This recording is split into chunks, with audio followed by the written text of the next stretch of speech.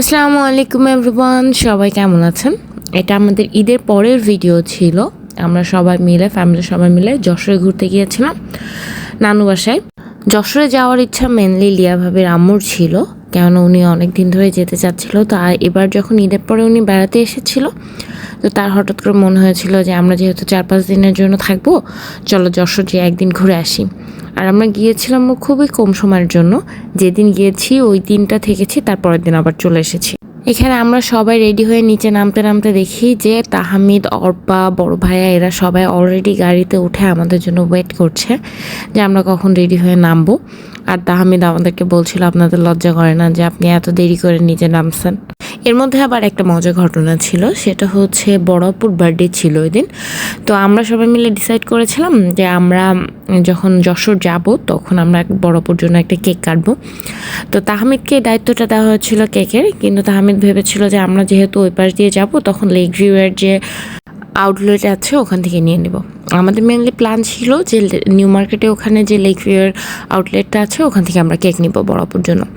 কিন্তু বড় ভাইয়া তো এই প্ল্যানে ছিলেন না পার্ট, এই জন্য বড় ভাই জানতেন না। তো বড় ভাই ভুল করে কি করেছে, বড় ভাই ভুল ঠিক করেনি, মানে বড় ভাই পাকাপোলের ওখান থেকে হাতের ডানে চলে গিয়েছিল। এখন ওখানেও গার্লস স্কুলের পাশে একটা ওদের আউটলেট ছিল, কিন্তু ওদের গার্লস স্কুলের পাশে যে আউটলেটগুলো আছে ওগুলোতে আবার বড় কেক পাওয়া যায় না, ওখানে আবার ছোট ছোট স্লাইস কেক পাওয়া যায়। তো এখন কি হবে, পরে তাহমিদ গেল, আমাদের ওখানে গাড়ি থামিয়ে 5 মিনিট ওয়েট করা লাগছিল। এখন গাড়ি থামানোর সময় তো কোনো বাহানা দিতে হবে। পরে আমি আবার বললাম যে না, আমার আসলে খুব অ্যালার্জির সমস্যা হচ্ছে, রাত থেকে আমার কান চুলকাচ্ছে, আমি ঘুমাতে পারছি না, তাহমিদকে একটু ওষুধ আনতে দেন, না হলে আমার ঘুরতে যাওয়া হবে না। তারপরে আমরা একটু বকাটকাও শুনলাম, হ্যাঁ বাসা থেকে কেন আনিসনি মেডিসিন, খাসনি কেন, এটা ওটা। তারপরে আমরা কিছুক্ষণ চুপচাপ সেগুলো হজম করলাম। তারপরে তাহমিদ নিয়ে আসলো একটা ছোট্ট কেক। তাহমিদ আবার স্পেশালি বাসা থেকে ছোট্ট একটা সাউন্ড বক্স নিয়ে এসেছিল যে ও ওই যে তেরা হ্যাপি বার্থডে ওই গানটা ছাড়বে। আমরা খুব চেষ্টা করছিলাম এটাকে খোলার, কিন্তু এটা খোলার পরে একটা জিনিস হচ্ছিল যে উপরের যে ক্রিমটা ছিল সেটা উপরের সাইডে লেগে গিয়েছিল, এই যে। তারপরে আমরা খুব ইশারায় কথা বললাম, তারপরেও বড় আপু ধরতে পারলো না। তার কিছুক্ষণ পরে আমরা সবাই মিলে বড় আপুকে উইশ করলাম আর কেকটা কাটতে দিলাম।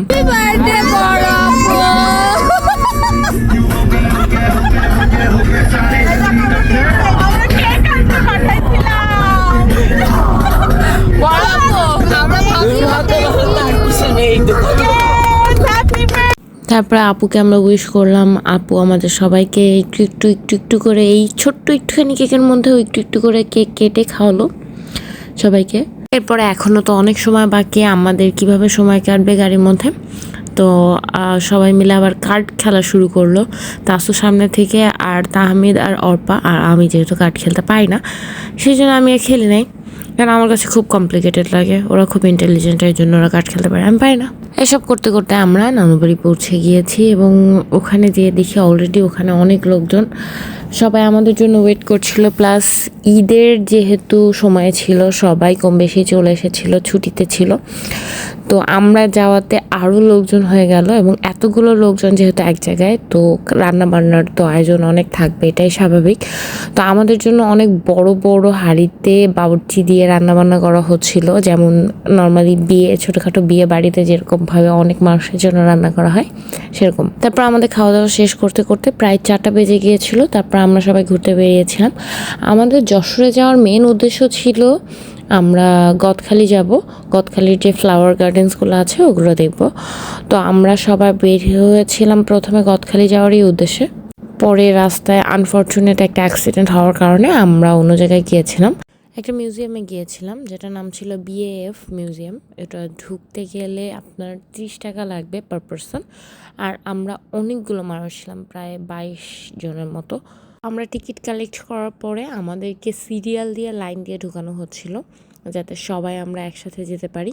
এর মধ্যে আবার আমি আন্টির কাছে জিজ্ঞেস করছিলাম তার কেমন লাগছে, কেননা যেহেতু সে মেনলি আসতে চেয়েছিল যশোরে এবং তার জন্য আমাদেরও আসা হয়েছে। আপনি এই যে যশোরে ঘুরতে এসেছেন, একবার বলো গার্ডেনে নিয়ে যাবা, একবার বলো মেলায় নিয়ে যাচ্ছ, জানি না খুব ভালো লাগছে, এটা ঠিক। আপনার তো অনেকদিন ধরে যশোরে আসার ইচ্ছা ছিল না? হ্যাঁ অবশ্যই, মজা লাগছে। এই যে আন্টি আপনাকে মিউজিয়াম দেখাতে নিয়ে এসেছি। এই যে আমরা সবাই মিলে ঢুকছি 1 বাই 1 সিরিয়াল দিয়ে। তো ঢোকার পরেই সামনে একটা রকেট আছে এবং রকেটের পাশে একটা সার্কেল করা, মানে চারপাশে সার্কেল আছে এবং সার্কেলের চারপাশে ফুল গাছ লাগানো। তো ওই গোলটার মধ্যে 2জন মহিলা বসা ছিল। আমি ভেবেছিলাম তারা হয়তো ওই সার্কেলটার ভিতরে ময়লাগুলো পরিষ্কার করছে, কিন্তু পরে দেখলাম যে না, তারা আসলে পোজ দিচ্ছিল। এই মিউজিয়ামটা মেনলি এয়ারফোর্সের বিভিন্ন জিনিসপাতি ছিল কম বেশি। আমার স্পেশালি এটা ভালো লেগেছে, আমি এই জন্য এটাকে খুব সুন্দরভাবে দেখছিলাম। তারপর কিছু দূর যাওয়ার পরে দেখি আমাদের ইরিনা বেগমকে মাঠের মধ্যে ছেড়ে দেওয়া হয়েছে, সে একা একা খেলছে, সে খুব মজা পাচ্ছে। আমি ইরিনাকে সবসময় চেয়েছি এরকম সবুজ মাঠের মাঝখানে ছেড়ে দিতে। আমি মাঝে সাঝে বলি ভাবিকে আমাদের স্কুলে নিয়ে আসতে, আর আমাদের স্কুলের মাঠে ওকে ছেড়ে দিব, ও একা একা ঘুরতে ফিরবে বা ঘাস ছিঁড়বে, কিন্তু ভাবি কখনো নিয়ে যায় না। অবশ্য গরমও থাকে অনেক, এত গরমের মধ্যে ও লাল হয়ে যাবে। মিউজিয়ামের ভিতরে আবার একটা মিউজিয়াম এক্সটেনশন ছিল, ওখানে স্বাধীনতা যুদ্ধের সময় বিভিন্ন কাহিনী, তারপরে আরও অনেক ধরনের এয়ারফোর্স রিলেটেড যা যা ছিল সেগুলো প্রদর্শন করা হয়েছিল। তো ওখানে আবার তাহমিদ বিভিন্ন পোজের ছবিও তুললো। এত গরম ছিল যে ম্যাক্সিমাম আমাদের ফ্যামিলি যারা যারা ওর মধ্যে গিয়েছিল তারা এসির বাতাস খেতে গিয়েছিল, তারা হিস্ট্রি জানতে যায়নি। তারপর এক্সটেনশন থেকে বের হয়ে আমরা সবাই টুইস্টারে ওখানে গিয়েছিলাম, ওরা সবাই টুইস্টারে উঠবে। টুইস্টারে সবাই ওঠেনি, তাসনিয়া, তাহমিদ, অর্পা আর বাচ্চা কাচ্চা যারা ছিল, মানে সিয়া, মিজান এই টাইপের যারা ছিল, ওরা সবাই উঠেছিল। ওরা ছিল রাইডার আর আমরা ছিলাম দর্শক। আর স্পেশালি ভাবিরা খুব বেচারির মতো মাঠে বসে দেখছিল। এই যে আপনারা দেখতে পাচ্ছেন যে তারা তাকিয়ে আছে তাদের চাতক পাখির মতো, তাদের ছেলেমেয়েরা সব টুইস্টারে কেউ ভয় টয় পায় কিনা সেটা তারা দেখছিল, চেক করছিল আর কি। তারপর টুইস্টার থেকে নেমে তাহমিদ আবার ওর চশমা বাঁচানোর গল্প বলছিল আমাদেরকে। আমি বলি ওর অনুভূতি, আমি বলি চশমা ভাঙতে ভাঙতে বেঁচে আরে মাসে এই জায়গায় চশমা, যেই ফোনটা দেখি চশমা এই জায়গায়, আমি ফোন থেকে আগে চশমা এইভাবে একদম মুভি ফিল্ম, একদম মুভির মতন।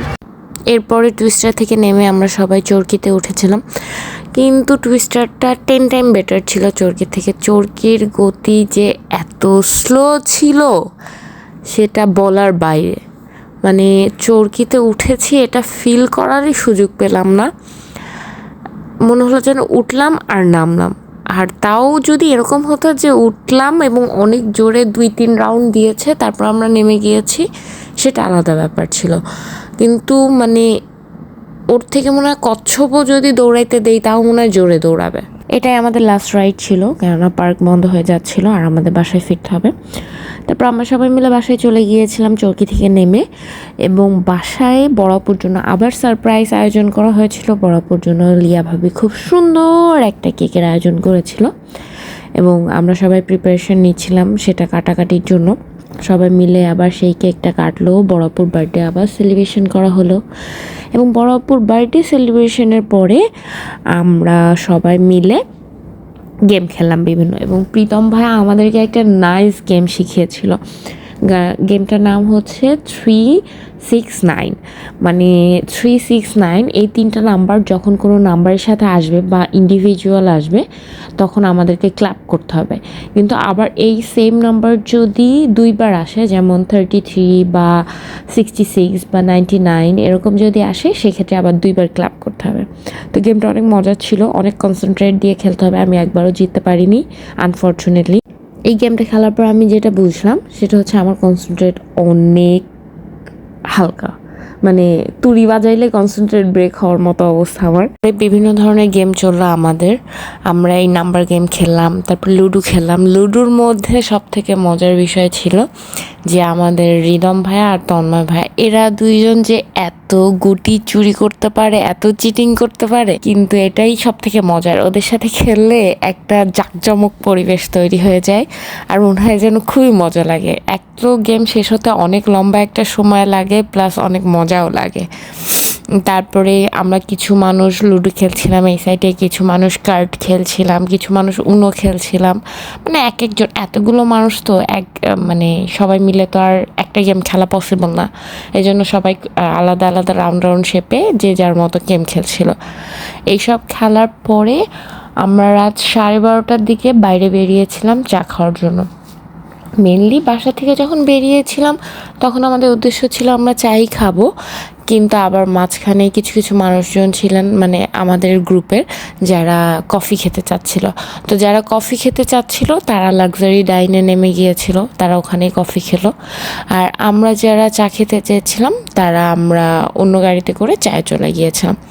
এখানের চাটা আমাদের প্রায়ই খাওয়া হয় এবং চাটা অনেক মজার। এবং চা খাওয়ার সময় আমরা যেভাবে হাসাহাসি করছিলাম মনে হচ্ছিল যেন কেউ আমাদের নাকের সামনে লাফিং গ্যাস ছেড়ে দিয়েছে। এক তো মশা কামড়াচ্ছিল, তার মধ্যে আমরা পাগলের মতো হাসছিলাম, কোনো কারণ ছাড়াই হাসছিলাম। তারপর চা খেয়ে আমরা ফেরত আসার পরে আবার একদান লুডো খেলা হলো, খুব ঝগড়াঝাঁটি মারামারি করে লুডো খেলা হলো। তারপরে ওই লুডোটা খেলা শেষ হয়ে গেলে শেষ হতে হতে অলমোস্ট 3টা 4টা বেজে গিয়েছিল। তারপর আমরা যে যার মতো ঘুমিয়ে পড়েছিলাম।